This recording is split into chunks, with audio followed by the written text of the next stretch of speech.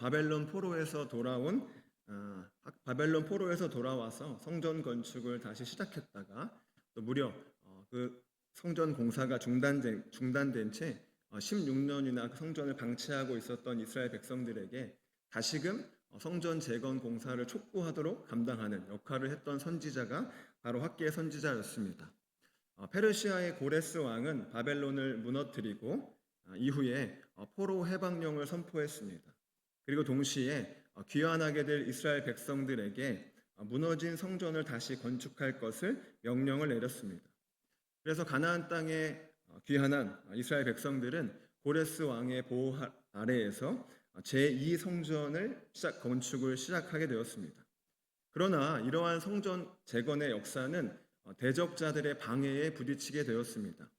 특별히 아닥사스다 왕 때의 방백 르훔과 서기관 심세가 이 성전 건축을 방해하기 위해서 악의적으로 아닥사스다 왕에게 거짓 고소를 했습니다. 그 내용은 이런 것이죠. 이스라엘 백성들이 성전을 건축하게 되면 더 이상 왕께 세금을 바치지 않을 것입니다. 그러면 왕에게 엄청난 금전적인 손해가 있을 것이고 강 서편의 영지는 없어지는 것이나 마찬가지입니다 라는 것이었습니다. 아닥사스다 왕은 이들의 고소를 심각하게 받아들이고 왕의 명령으로 성전 공사를 중단할 것을 명을 내리게 되죠. 그렇게 시작되었던 성전 공사가 중단되고 무려 16년이라는 시간이 흘러가게 됩니다. 이때 하나님은 학개의 선지자를 통해서 다시금 이스라엘 백성들을 촉구하셔서 이 성전 건축의 역사를 감당하게 하시는 거죠. 학개의 선지자에게 하나님의 말씀이 임했을 그 당시에 이스라엘 백성들은 함께 읽지 않았지만 2절 말씀과 같이 생각했습니다. 2절 말씀에 보면 여호와의 전을 건축할 시기가 아직 이르지 않았다. 이것이 백성들의 생각이었습니다.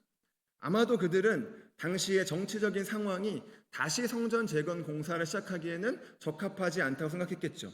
조금 전에 말씀드렸던 것처럼 아닥사스다 왕의 칙령으로 성전 재건 공사가 멈춰졌습니다. 그리고 그 효력이 아직까지 계속되고 있었기 때문에 아직은 때가 아니다라고 생각을 했을 겁니다. 그러나 사실 근본적인 문제는요, 그러한 정치적인 상황이 아니고 그들의 마음에 있었습니다. 함께 읽지 않았지만 4절과 9절 말씀을 보면 하나님의 전은 황폐한데 백성들의 집은 견고하다. 지붕이 잘 갖춰진 집에 거하고 있다라고 말하고 있습니다. 하나님의 성전은 성전 지대 공사만 시작하고 지금 황폐한 채 버려지고 있는데 이스라엘 백성들의 집은 너무나 견고하게 지어져 가고 있습니다. 하나님의 전을 다시 건축할 시기는 이르지 않았다라고 말했지만 자신들의 집을 다시 새롭게 할 시기는 왔던 것이죠. 하나님의 일에는 무관심한 채 그저 자기들의 어떤 탐욕과 욕심들만 채우기에 급급했던 것이 당시의 이스라엘 백성들의 모습이었습니다. 그렇게 하나님은 학개 선지자를 통해서 이스라엘 백성들에게 너희의 그 모습이 결코 옳지 않다라고 말씀하시면서 너희의 행위를 살펴봐라 라고 말씀하시고 이제 구체적으로 그들에게 해야 될 일을 알려주시면서 8절 말씀에서는 산에 올라가서 나무를 캐다가 성전 건축을 시작해라 라고 하는 구체적인 말씀도 주십니다. 그리고 백성들에게 너희가 그렇게 하나님의 일에는 관심도 없고 자기들의 일에만 욕심을 채우기에만 급급했을 때 너희들의 삶에 나타난 삶의 결과가 무엇이었느냐라고 하는 것을 말씀해 주시죠. 그것이 6절 말씀과 9절부터 11절까지 말씀에 나와 있는 내용인데요. 간단하게 보자면 하나님 열심히 많은 열매를 기대하면서 씨를 뿌렸습니다. 그런데 열심히 씨를 뿌리고 열심히 경작했는데 그 수고는 너무 초라했습니다. 그리고 그렇게 얻은 초라한 그 열매마저 하나님의 저주로 말미암아 다 날아가 버리고 말았다는 겁니다. 그러니까 하나님의 일에 무관심하고 하나님의 일은 뒷전으로 내팽겨 쳐주고 자신들의 어떤 이익과 욕심만을 위해서 일했을 때 그 결과가 좋아졌냐? 그 결과가 더 비참해졌다라는 사실을 말씀하게 하시는 거죠. 학개 선지자는 이 말씀을 당시에 유다의 총독이었던 스룹바벨과 대제사장이었던 여호수아에게 전했습니다. 그리고 이 말씀을 남은 모든 백성들에게도 전했던 것 같습니다. 그렇게 스룹바벨과 여호수아 남은 모든 백성들이 학개를 통해 말씀하시는 하나님의 말씀을 듣게 됩니다. 그런데 이때 아주 놀라운 일들이 벌어지게 됩니다. 그건 뭐냐면 그들이 하나님의 말씀을 듣고 그대로 순종하는 놀라운 역사가 나타났다라는 거죠. 하나님이 학개의 선지자를 통해서 하신 말씀은 크게 보면 두 가지였습니다. 한 가지는 너희의 행위를 살펴라. 또 한 가지는 아까 말씀드렸던 것처럼 산에 올라가서 나무 캐가지고 성전 건축 다시 시작해라. 두 가지 크게 보면 말씀하셨거든요. 그들은 선지자의 말을 듣고요, 자기 행위를 살폈습니다. 자기 행위를 돌아보니까 어떤가요? 우리가 하나님의 일을 내팽겨치고 하나님의 일에 우선순위를 두지 않고 우리의 삶에만 우선순위를 두고 살았던 우리의 모습이 하나님 앞에 매우 잘못된 것이었구나 라고 하는 걸 깨닫게 됐습니다. 그리고 그렇게 살았을 때 우리의 삶이 좋아진 게 아니고 더 비참해졌구나 라고 하는 사실을 깨닫게 되면서 지금 우리에게 필요한 것이 다른 데 있는 것이 아니고 지금 당장 우리에게 최우선적으로 해야 될 일은 하나님의 전을 다시 건축하는 일이구나 라고 하는 사실을 깨닫게 되고, 실제로 하나님 말씀에 순종해서 성전 공사를 다시 시작하게 되는 놀라운 역사가 일어나게 되었다라고 하는 거죠. 이 모든 일련의 과정을요, 우리가 읽었던 12절 말씀 마지막에서는 뭐라고 말하고 있냐면 백성이 다 여호와를 경외했다라고 이렇게 말하고 있습니다. 이 모든 백성들이, 지도자를 포함한 모든 백성들이 하나님 말씀을 듣고 순종할 수 있었던 그 핵심은 어디에 있냐면 그들이 하나님을 경외했기 때문이다라고 하는 거죠. 그들은요, 학개의 말을요, 학개 개인의 말로 듣지 않았습니다. 학개의 말이 학개 개인의 말이 아니고 하나님이 학개를 통해 들려주시는 말씀으로 받아들인 거죠. 그렇기 때문에 그 말씀을 듣고 순종할 수 있었던 것입니다. 하나님을 경외한다는 것이 무엇입니까, 여러분? 하나님을 존경하고 하나님을 두려워한다는 거죠. 그럼 하나님을 존경한다는 것은 무엇이겠습니까? 하나님을 하나님으로 인정하는 거죠. 하나님의 권위와 하나님의 주권과 하나님의 능력을 인정하는 겁니다. 그게 하나님 존경하는 거죠. 그러면 하나님을 존경하는 사람은 어떤 반응을 보이게 될까요? 하나님을 존경하는 사람이 마음에 갖게 되는 마음의 태도는 무엇일까요? 바로 두려움이죠. 물론 여기서 말하는 두려움이라고 하는 것은 단순히 어떤 무서운 존재에 대한 공포심을 말하는 것이 아니죠. 거룩한 두려움, 경건한 공경심을 말하는 것입니다. 지도자들을 포함한 모든 백성들이 하나님 말씀을 듣고 합당하게 반응하고 믿음으로 순종할 수 있었던 이유는 그들이 하나님을 존경하고 두려워했기 때문이다라는 겁니다. 그러면 도대체 이스라엘 백성들이 어떻게 그들의 마음속에 하나님을 존경하고 하나님을 두려워하는 마음들이 들 수 있었을까요? 그것은 하나님께서 그들의 마음속에 하나님을 경외하는 마음들을 불러일으켜 주셨기 때문입니다. 학개의 선지자를 통해 들려주신 하나님의 말씀을 듣기 전까지 이스라엘 백성들은 하나님을 경외하지 않았습니다. 만약 그들이 전에도 하나님을 경외했다면 성전이 저렇게 지대 공사만 해놓고 방치된 채 16년이나 있었는데 그 16년을 방치한 채 내버려 두지 않았겠죠. 그러나 그들은 여호와의 말씀을 학개 선지자를 통해 들려주시는 하나님의 말씀을 들을 때, 그 말씀을 들었을 때 하나님께서 그들의 마음속에 하나님을 경외하는, 하나님을 존경하고 하나님을 두려워하는 마음들을 불러 일으켜 주신 거죠. 그래서 그 말씀이 사람의 말로 들리지 않은 거예요. 학개 개인의 말이 아니라 하나님의 말씀으로 들려주기 시작하는 거죠. 그러니까 하나님의 말 어떻게 그냥 듣고, 하나님의 말씀인데 어떻게 그냥 듣고 흘려보낼 수가 있겠습니까? 그 말씀이 하나님의 말씀으로 들려지니까 그 말씀을 듣고 넘어가지 않고 정말 말씀대로 자기의 행위를 살펴보게 되고 회개하게 되고 그 말씀대로 순종하는 놀라운 역사가 일어나게 되었던 것입니다. 이 사실을요, 14절 말씀에서는 또 다르게 이렇게 표현하고 있습니다. 14절 말씀 한번 같이 읽어볼까요? 시작.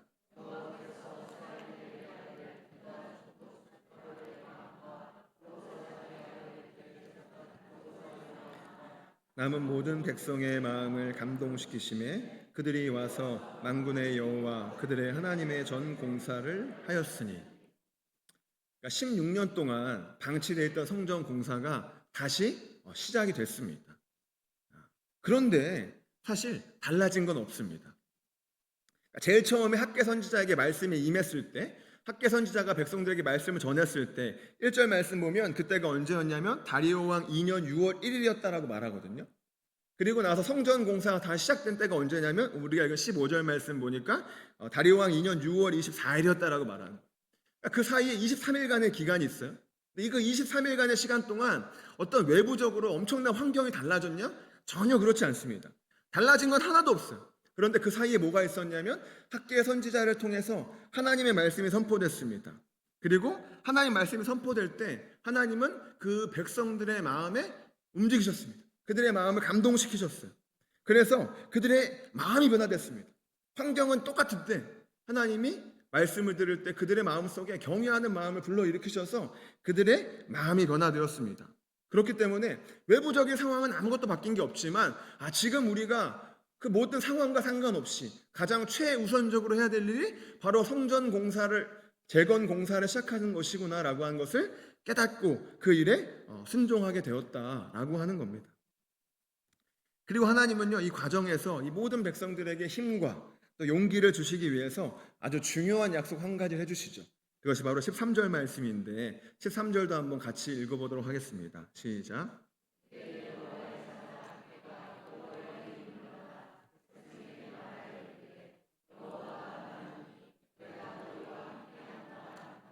아멘. 이스라엘 백성들이요 16년 동안이나 성전 공사를 방치했던 아주 중요한 이유 가운데 하나는 아까 처음에도 말씀드렸던 것처럼 대적자들의 방해였습니다. 하나님 말씀 듣고요 다시 성전 공사 시작해야 되겠다고 결단했습니다. 그런데 걱정될 수 있잖아요. 두려울 수 있지 않습니까? 다시 공사를 시작하긴 하는데 저 대적들이 또 방해하면 어떡하지? 또 우리를 방해해서 이 공사를 멈추게 하면 어떡하지? 이런 걱정과 불안한 마음 들 수 있지 않습니까? 그럴 때 하나님 말씀하시는 거죠. 내가 너희와 함께 하겠다라고 약속의 말씀을 주시는 겁니다. 그러니까 이 내가 너희와 함께 하겠다라고 한 약속의 말씀은 다시 성전 재건 공사를 시작하는 이스라엘 백성들을 격려하고 그들이 힘있게 확신을 가지고 이 일에 전력할 수 있는 가장 큰 원동력이 되는 거죠. 그들 생각했을 겁니다.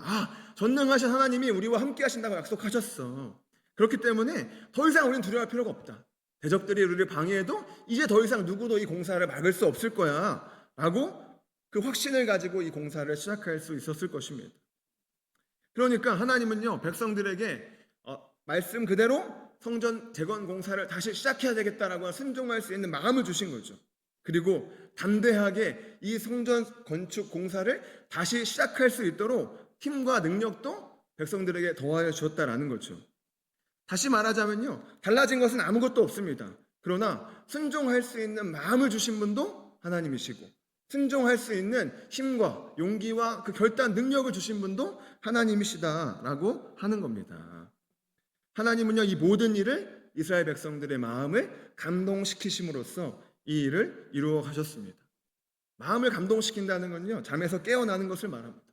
하나님이 스룹바벨과 여호수아와 모든 백성들이 하나님 말씀 들을 때 그들의 마음을 깨우셨습니다. 잠자는 상태에 있다면 아무리 말씀을 들어도 그 말씀대로 듣고 순종할 수 없을 텐데 하나님이 그들의 영혼을 깨우시니까 그 말씀이 들려지기 시작하고 그 말씀대로 순종할 수 있는 마음이 생기고 용기가 생기면서 그 일들을 감당할 수 있었던 거죠. 오늘 우리가 본문의 말씀을 통해서 분명하게 알 수 있는 사실이 있다면 하나님의 일은 하나님이 이루신다는 것입니다. 그런데 하나님은요 하나님의 일을 이루시는 이 과정에서 하나님의 사람들을 사용하십니다.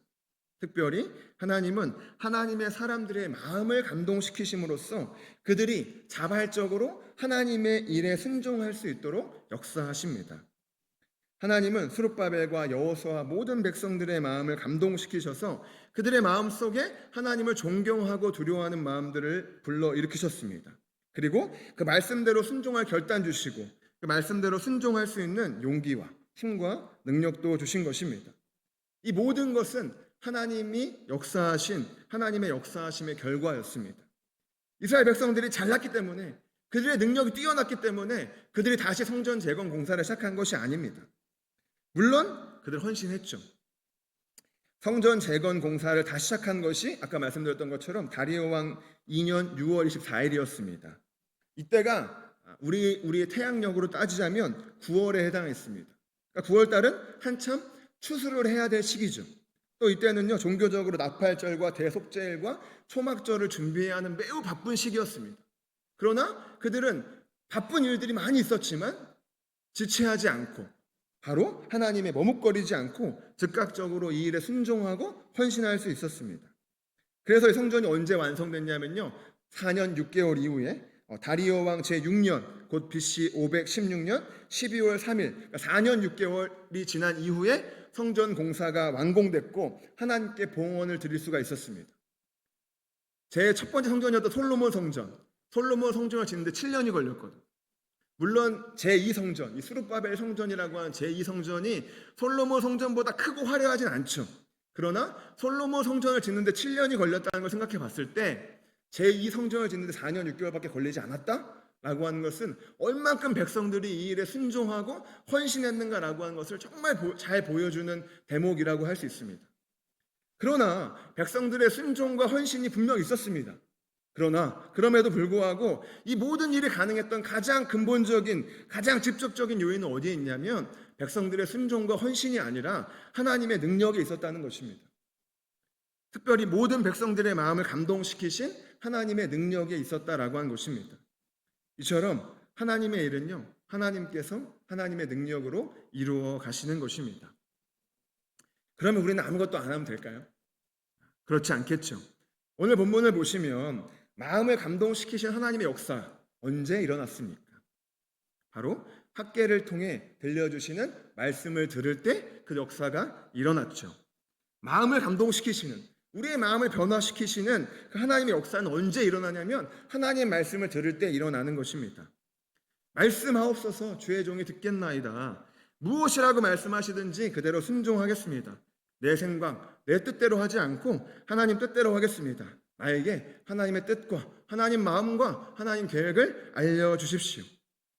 겸손한 마음으로 또 사모하는 마음으로 하나님 말씀 앞에 나아갈 때 하나님은 그때 우리의 마음을 감동시키시고 우리의 마음을 변화시켜 주시는 것입니다. 우리는 그 말씀이 들려질 때 그 말씀을 통해서 나의 약함과 나의 악함을 깨닫고 회개하게 됩니다. 말씀대로 살지 못한 내 자신의 모습을 발견하고 회개하게 되는 거죠. 또 말씀대로 순종하기를 결단하고 실제로 그 과정 속에서는 하나님이 똑같이 우리에게 내가 너와 함께한다. 걱정하지 말고 두려워하지 말고 한 걸음 한 걸음을 옮기라고 우리에게 약속의 말씀도 주시면 우리는 한 걸음 한 걸음 힘과 용기를 내어서 걸어갈 수 있게 되는 거죠. 그렇기에 우리가 해야 될 일은 바로 겸손한 마음으로 사모한 마음으로 말씀 앞에 서는 것입니다. 그리고 그 말씀을 붙잡고 간절히 기도하는 것입니다. 그러면 하나님은 우리의 마음에 하나님의 마음을 심어주셔서 우리의 마음이 하나님의 마음과 일치되게 하시고 그 하나님의 일에 우리가 자발적으로 적극적으로 순종할 수 있도록 역사하신다는 것입니다. 개인적으로 보자면요, 이번 한 주는 이런 마음을 감동시키시는 하나님의 역사를 경험하는 시간이었던 것 같습니다. 지난주 금요일부터 제가 본격적으로 우리 제 교회 장소를 알아보는 일들을 시작했습니다. 제가 탕정 사니까 탕정 근처를 이제 알아봤어요. 근데 저희 집 근처에 교회들이 많이 없거든요. 저는 생각하기를 그냥 세가 비싸니까 교회가 많이 없나 보다 이런 생각을 했거든요. 알아보니까 그게 아니고 주인들이 교회한테 임대를 내주질 않는 거예요. 상가가 생기고 막 3년 4년 동안 공실인데 그래도 교회는 임대를 안 내준다는 거예요. 그 정도면 임대를 내줄 만도 한데 교회는 임대를 안 내준다는 겁니다. 처음 알았어요. 이제 우리 교회 이현숙 집사님 친구분이 저희 아파트 바로 후문에서 부동산을 하셔가지고 소개를 시켜주셔서 그분 통해가지고 이제 알아보고 시작했거든요. 사장님이 여기저기 수많은 상가들 전화를 했어요. 들려오는 대부분의 소식들은 교회는 안 된다라는 것이었습니다. 그러다가 이제 자꾸 수소문하다가 교회 임대가 가능하다라고 하는 몇 군데를 찾으신 거죠. 그래서 이제 지난주 금요일에 처음으로 저랑 저희 아내랑 한 3군데 정도의 장소를 보았습니다. 한 군데가 그나마 괜찮아 보였어요. 정말 마음에 든다라기보다는 여러 가지 조건을 따져봤을 때 여기가 가장 합리적이다라고 생각이 들었습니다. 그리고 나서 토요일에 한 군데를 더 봤어요. 토요일에 봤던 한 군데는요, 금요일에 봤던 그 한 군데보다 평수도 좀 더 크고, 금요일에 봤던 데는 이 중간에 딱 껴있는 상가였는데 토요일에 봤던 데는 딱 사이드에 있는 데라 양쪽 면이 다 뚫려 있어가지고 하필 너무 잘 들어오고, 그리고 보니까 앞에 건물이 없어가지고 탕정역 내리면 바로 딱 보이는 거예요. 그리고 이제 옆에 있는 아파트에서 다 보이고 장소적으로 너무 좋고, 또 이제 옆에 어떤 데가 들어와 있느냐 참 중요한데 민원 때문에 옆에 보니까 이제 점핑 다이어트 하는 데 있잖아요. 엄청 시끄러운데 그거 있고, 또 옆에 보니까 축구 교실이 있는 거예요. 그래서 그리고 주말에는 운영을 안 해요 또. 그래서 여기 여러 가지 조건이 참 괜찮다라는 생각을 하게 됐습니다. 그리고 이제 저랑 아내랑 다 마음에 들었죠. 사실 월세가 부담이 됐지만 그래도 굉장히 마음에 들었습니다. 그래서 토요일 날 저희 부모님도 식사를 할 기회가 있어서 식사하고 보여드렸더니 굉장히 마음에 들어 하셨습니다. 저는 토요일 새벽부터 열심히 기도하기 시작했습니다. 마치 이제 뭐 땅 밟기 기도하는 것처럼 새벽에 항상 그 주위에 가가지고 주위를 뺑뺑 돌면서 하나님, 여기가 정말 하나님 저를 위해 예비하신 곳이 맞습니까? 새벽마다 계속 막 땅 밟기 하면서 기도했어요. 토요일 날 새벽에는 금요일 날 봤던 장소를 놓고 기도했고, 주일 날부터는 이제 그 토요일 날 봤던 장소가 마음에 들었기 때문에 그 장소를 놓고 계속 기도했습니다. 하나님, 정말 여기가 하나님 뜻이 맞습니까? 장소를 정하는 데서 가장 중요한 건 사실 제 뜻이 아니었습니다. 아무리 제 마음에 들어도 하나님 뜻이 아니면 하나님 뜻이 아니면 안 되니까 처음 이 마음을 먹었을 때부터 하나님 반드시 예비하신 장소가 있다는 믿음이 있었습니다. 그래서 나름대로 열심히 기도했어요. 하나님, 정말 저기가 저를 위해 예비하신 장소가 맞습니까? 새벽에도 기도하고 점심에도 기도하고 금식하면서 기도하고 계속 기도했습니다. 하나님, 저에게 교회 개척에 대한 마음을 주신 분도 하나님이시고, 또 하나님 마음 주실 때 순종할 수 있는 용기를 주신 분도 하나님이신데, 이제 첫 발을 내디디려고 합니다. 어디를 가야 돼요? 도대체 어디를 가야 합니까? 좀 밝히 빛을 비춰주셔서 제 생각대로 가고 싶지 않습니다. 제 뜻대로 가고 싶지 않으니까 하나님 좀 알려주셔서 빛을 비춰주시면 제가 거기로 순종하며 가겠습니다. 하나님의 마음을 좀 알려주십시오라고 간절한 마음으로 계속 기도했습니다. 월요일에 이제 기도하는데 이걸 놓고 기도할 때 마음에 좀 감동이 있었습니다. 그러나 저는 하나님, 더 분명한 확신이 필요합니다. 더 분명한 응답이 필요합니다라고 계속 기도했어요. 그러다가 이제 수요일쯤 돼가지고요, 어쨌든 제가 담임 목사님한테 한번 보여드려야 되겠다라는 생각을 하고, 수요 3일 기도가 끝나고 목사님한테 이제 일정을 잡아서 목요일 날 2시에 약속을 잡고 목사님과 함께 그 장소를 보러 가기로 약속을 정했습니다.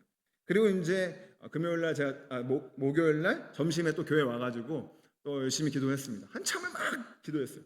한참을 막 기도하다가 잠깐 이제 정적 상태가 왔습니다. 굉장히 열심히 기도했는데 순간 뭐라고 기도해야 되는지 기도할 게 생각이 안 나는 거예요. 잠깐 이제 정적이 흐르고 있었는데 문득 그런 생각이 들었습니다. 하나님, 제가 진짜 부족한 게 너무 많은데, 아직 뭐 준비가 잘 된 것 같지도 않은데, 하나님 왜 저에게 이 교회를 개척하게 하십니까? 준비된 사람들 많은데 하나님 왜 저를 통해서 이 일들을 이루려 하십니까? 라는 기도가 나왔습니다. 그럴 때 바로 제 마음에 어떤 생각이 들었냐면요, 내가 너를 사랑하기 때문이다, 이런 마음을 주시는 거예요.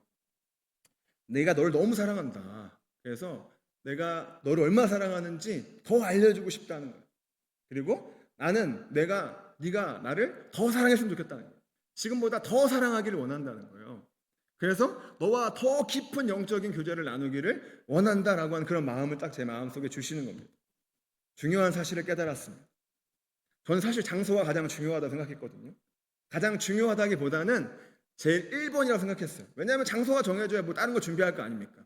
그러니까 장소가 1번이라 생각하고 장소를 위해서 열심히 기도했어요. 그런데 하나님 주신 깨달음은 뭐냐면 장소가 1번이 아니라는 거예요. 장소가 1번이 아니고 제가 하나님과 더 깊은 영적인 교제를 나누는 거, 이게 1번이다라고 하는 깨달음을 하나님 저에게 주셨습니다. 물론 영혼을 살리고 영혼을 세워서 하나님의 군사로 무장시키는 것, 교회의 궁극적인 목적입니다. 그러나 그것에 앞서서 더 우선되어야 할 것이 있다면 바로 내가 하나님 앞에 더 온전하게, 더 바르게 서는 거죠. 하나님 사랑을 더 깊이 깨닫고 나도 주님 더 사랑하고 주님과 더 깊은 영적인 교제를 나누는 거, 그것이 하나님 저에게 지금 가장 1번으로 원하시는 것이구나라고 하는 사실들을 깨달았습니다. 그 일이 지금의 제 상황에서는 한계가 있기 때문에 하나님 저를 교회 개척이라고 하는 그 광야로 저를 이끄시는 거죠. 아까 2부 예배 때도 아삽찬양팀 찬양했던 것처럼, 그렇죠? 주님만 내 도움 되시는 곳, 주님만 내 빛이 되시는 곳, 주님만 내 친구 되시는 곳, 주님 손 놓고는 단 하루도 살 수 없는 그곳으로 나를 이끄셔서, 날 너무나 사랑하시니까 그곳으로 날 이끄셔가지고 저와 더 깊은 영적인 교제를 나누기를, 내가 너를 더 사랑한다라고 저로 하여금 제가 주님 더 사랑합니다라는 고백을 듣기를 원하셔서 저를 그곳으로 인도하시는 것이구나라는 깨달음을 얻게 되었습니다. 참 감사했습니다. 하나님 참 이렇게 미련하고 어리석은데 하나님 뜻이 뭔지 모르고 참 이렇게 미련하고 어리석은 저를 포기하지 않으시고 다시금 제 마음에 하나님의 마음에 감동을 주셔서 하나님 뜻이 뭔지 하나님 마음이 뭔지를 깨닫게 하신다는 사실이 너무 감사했습니다. 그리고 결단하며 기도했죠. 하나님 정말 제가 지금보다 하나님 더 깊이 깨닫고 지금보다 더 하나님을 사랑함으로써 더 깊은 영적인 교제를 나누는 사람이 되기를 원한다고 결단하며 다짐하게 되었습니다. 이렇게 하나님은요 제 마음을 감동시키셨습니다. 그리고 더불어 그 장소에 대한 분명한 확신도 주셨습니다. 제가 그렇게 1시 50분까지 기도하고요. 담임 목사님하고 2시에 이제 그 장소를 보러 갔습니다. 담임 목사님들 이제 보시고서 처음 성은교회를 시작할 때처럼 느낌이 비슷하다라고 말씀하시면서 이렇게 이것이 정말 하나님 예배하신 장소인 것 같다라고 또 말씀해 주시고 여러 가지 어떤 격려의 말씀들을 많이 해주셨습니다. 갔다 오자마자 이제 부동산에 전화해가지고 계약하겠습니다. 뭐 이렇게 해가지고 화요일날 계약을 하기로 했습니다. 제가 오후 예배 설교 본문으로 이 말씀을 정하면서 이 말씀 붙들고 정말 간절히 기도했던 것 같아요. 하나님 제 마음을 감동시켜 주십시오. 하나님 제 마음에 하나님 뜻이 뭔지 하나님 마음이 뭔지 하나님 계획이 뭔지 좀 저에게 알려주십시오라고 이 말씀 붙들고 정말 간절히 기도했던 것 같습니다. 그럴 때 하나님은 제 마음을 감동시키셔서 제 마음이 하나님의 뜻과 일치되도록 역사하셨고 하나님의 뜻을 따라 기도하고 나아갈 수 있는 은혜를 주셨던 것 같습니다. 이제 정말 첫 발을 내딛었을 뿐이지만 앞으로의 걸어가는 모든 걸음도 하나님께서 책임져 주실 줄을 믿습니다. 계속해서 제 마음을 감동시키셔서 걸어가는 그 한 걸음 한 걸음이 주와 동행하는 걸음이 되게 하실 줄 믿습니다. 사랑하는 여러분, 하나님은 저와 여러분의 마음을 감동시키기를 원하십니다. 하나님 우리의 마음이 하나님의 마음과 같아져서 우리가 하나님의 일을 자발적으로 감당하기를 원하십니다. 오늘 오후 예배를 나오시면서 어떤 마음으로 이 말씀 앞에 나오셨습니까? 그럼 무엇을 위해 간절히 기도하고 계십니까? 내 마음이 하나님과 같아지도록 해달라고 내 마음이 하나님과 같아지도록 나에게 역사하여 달라고 말씀 앞에 나아가고 그 말씀 붙잡고 간절히 기도함으로써 하나님의 마음과 뜻이 무엇인지를 알게 되고 그것을 위해 기꺼이 순종의 걸음을 걸어가시는 저와 여러분이 되시기를 주님의 이름으로 축복합니다. 시간에 같이 함께 찬양하고 기도했으면 좋겠는데요. 찬양